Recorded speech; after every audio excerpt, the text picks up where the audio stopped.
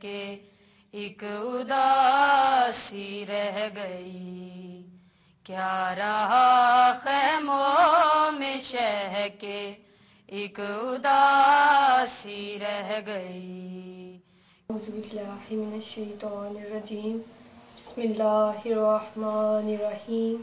اللہم صاحب دعوت النبویہ والصولۃ الحیدریہ والعصمۃ الفاطمیہ والحلم الحسنیہ والشجاعۃ الحسینیہ والعبادۃ السجادیہ والآثار الباقریہ والمعاصر الجعفریہ والحجج الرضویہ والجود التقویہ والنقاوۃ النقویہ والہیبۃ العسکریہ والغیبۃ الالہیہ بامریک۔ اما بعد، فقد قال اللہ تبارک وتعالی فی کتابہ المجید وفرقانہ الحمید وقولہ الحق بالحق۔ بسم اللہ الرحمن الرحیم، انا اعطیناک الکوثر۔ خدا وند عالم اپنی بے عیب اور لاریب کتاب میں ارشاد فرما رہا ہے کہ ہم نے آپ کو کوثر عطا فرمائی۔ اس قرآن میں کہ جس کے بارے میں امام علی علیہ السلام نہج البلاغہ میں ارشاد فرماتے ہیں کہ قرآن ایسا نور ہے جس کی روشنی کبھی بجھتی نہیں ہے، قرآن ایسا سمندر ہے کہ جس کی گہرائی تک کسی کی رسائی نہیں ہے، قرآن ایسی بنیاد ہے کہ جس کے ستون کبھی منہدم نہیں ہوتے ہیں، قرآن ایسی شفا ہے کہ جس کے ہوتے ہوئے بیماریوں سے خوف نہیں کھایا جا سکتا، قرآن کے ہوتے ہوئے کبھی اس کے معاونین کو شکست نصیب نہیں ہوتی ہے۔ اس قرآن میں کیا ارشاد فرمایا کہ فاطمہ ہم نے آپ کو کوثر عطا فرمائی۔ اس کوثر سے مراد جناب سیدہ فاطمہ زہرا سلام اللہ علیہا ہیں۔ جب جناب سیدہ فاطمہ زہرا اس دنیا میں آئیں تو کس شان سے آئیں؟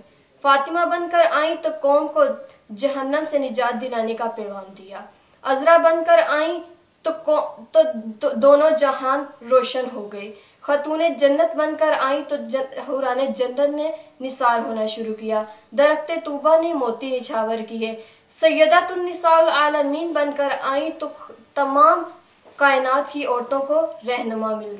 اگر جناب سیدہ کے کردار کو دیکھا جائے تو کرم کا یہ عالم ہے کہ ماں کی روح خوش ہو جاتی ہے۔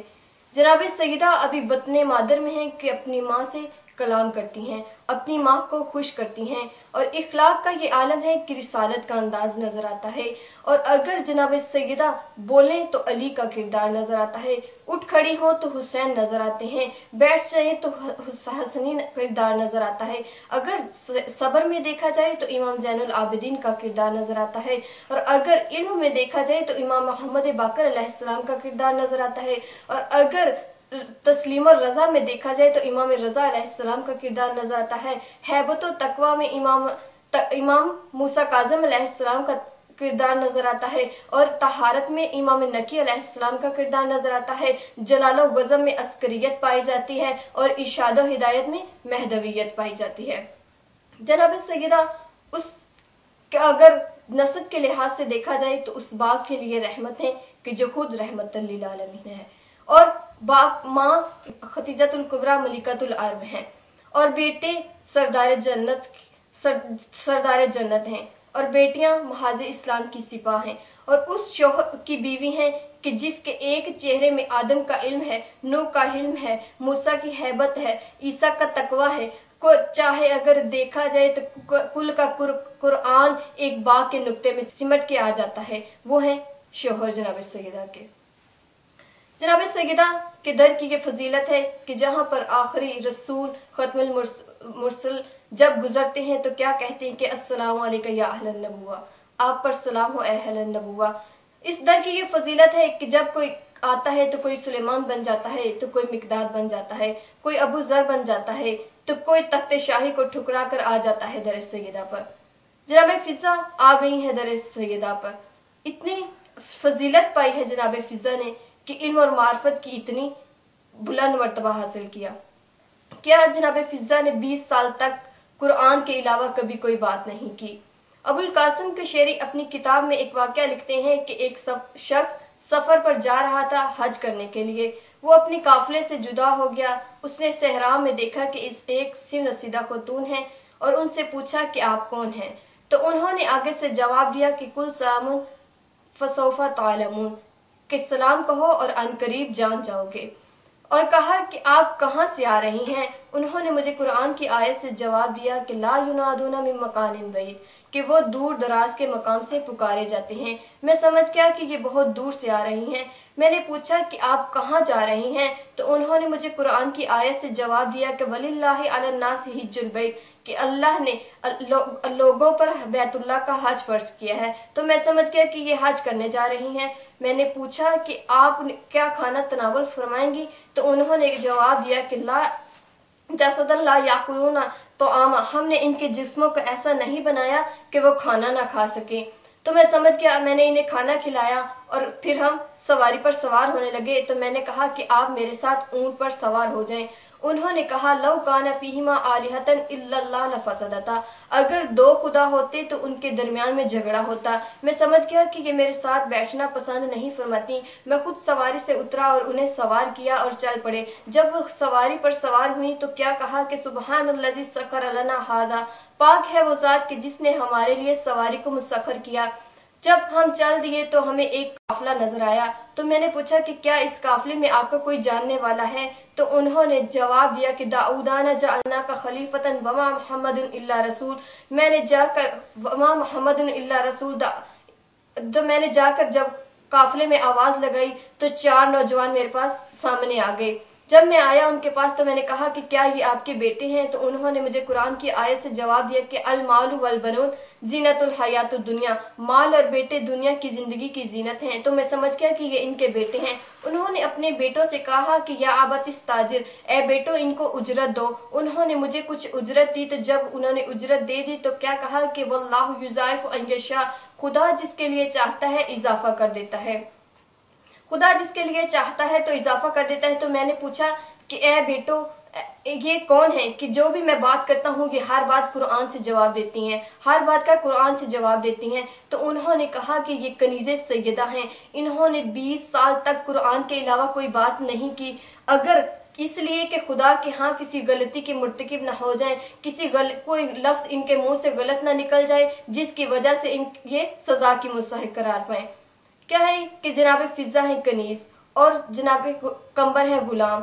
جناب قمبر آتے ہیں در سیدہ پر، آ کر دستک کرتے ہیں، دق الباب دیا، اور جناب فضہ آگے سے پوچھتی ہیں کہ کیا ہے؟ تو جناب قمبر کہتے ہیں کہ میرے مولا علی علیہ السلام کہاں ہیں؟ تو جناب فضہ ارشاد فرماتی ہیں کہ جناب علی علیہ السلام تیسرے آسمان پر فرشتوں میں رزق تقسیم کر رہے ہیں۔ جناب قمبر چلتے ہیں مسجد کی طرف، کیا دیکھتے ہیں کہ مسجد کے دروازے پر امام علی علیہ السلام غریبوں اور مسکینوں میں روٹیاں تقسیم کر رہے ہیں۔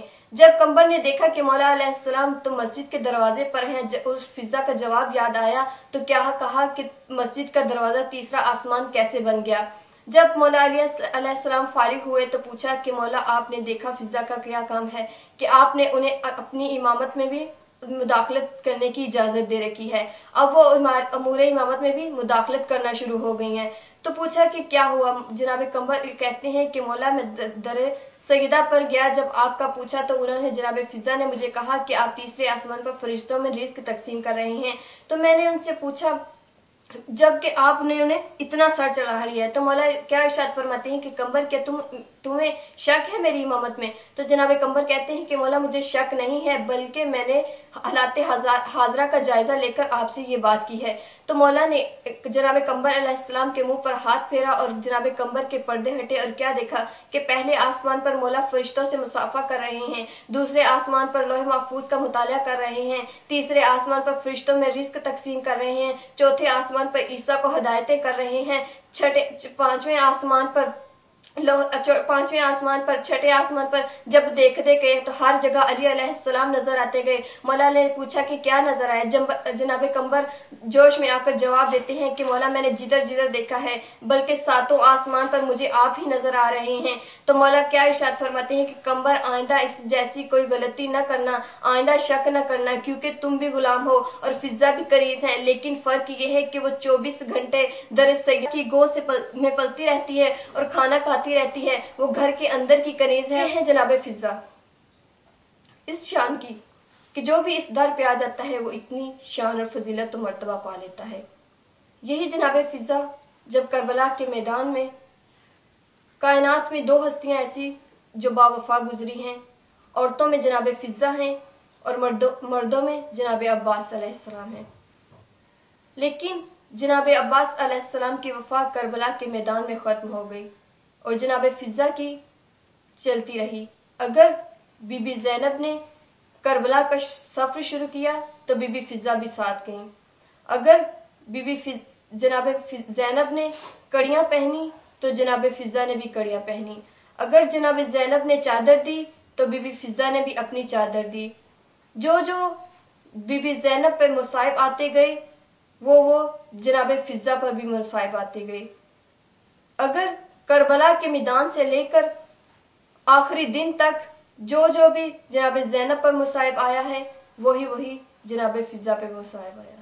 رہا خیموں میں شہ کے ایک اداسی رہ گئی، کیا رہا خیموں میں شہ کے ایک اداسی رہ گئی۔